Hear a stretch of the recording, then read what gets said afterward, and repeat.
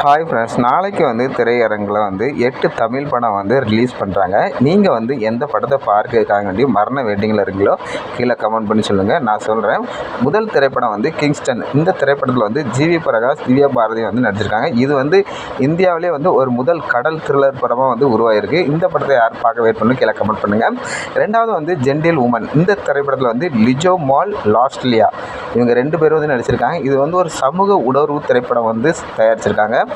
மூணாவது யமஹாதகி. இந்த திரைப்படத்தை ஒரு அமானுஷ்ய சம்பவங்களை அடிப்படையாக கொண்ட ஹரர் திரைப்படமாக உருவாகிருக்கு. நாலாவது அஸ்திரம். இந்த திரைப்படத்தை சாம் ஒரு ஆக்ஷன் த்ரில்லர் படமாக எடுத்திருக்காங்க. அஞ்சாவது மர்மர். இந்த திரைப்படம் தமிழில் முதல் ஃபவுண்ட் ஃபுட்டேஜ் ஹரர் படம்னு சொல்கிறாங்க. இந்த படத்தை பார்க்க யார் வெயிட் பண்ணல கீழே கமெண்ட் பண்ணுங்கள். ஆறாவது லெக் பீஸ் திரைப்படத்தை யோகி பாபு, விடிவி கணேஷ் நடிக்கும் காமெடி திரைப்படமாக உருவாயிருக்கு. இந்த காமெடி படம் பார்க்க யார் வெயிட் பண்ணல கீழே கமெண்ட் பண்ணுங்கள். ஏழாவது நிறம் மாறும் உலகில். இந்த திரைப்படத்தில் பாரதி ராஜா, யோகி பாபு, ரியோ ராஜ், சாண்டி பலர் நடிச்சிருக்காங்க. இந்த கதையை பல கதைகள் இணையும் திரைப்படம். இதில் நிறைய கதையை கொண்டு இந்த திரைப்படத்தை உருவாக்கியிருக்காங்க அப்படின்னு சொல்லியிருக்காங்க.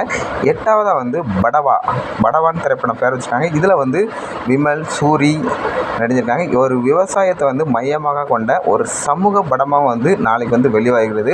நீங்கள் இதில் எந்த படத்தை பார்க்க வெயிட் பண்ணி நாளைக்கு பார்க்க போகலான்றீங்களோ கீழே கமெண்ட் பண்ணி சொல்லுங்கள், நானும் தெரிஞ்சுக்கிறேன். கண்டிப்பாக எனக்கு பிடிச்ச படம் இது லெக் பீஸ் திரைப்படத்தை பார்க்க வெயிட் பண்ணிட்டுருக்கேன். இது ரொம்பவே காமெடியாக இருக்குன்னு சொல்லியிருக்காங்க. நீங்கள் என்ன பார்த்து சொல்கிறீங்களோ கீழே கமெண்ட் பண்ணுங்கள்.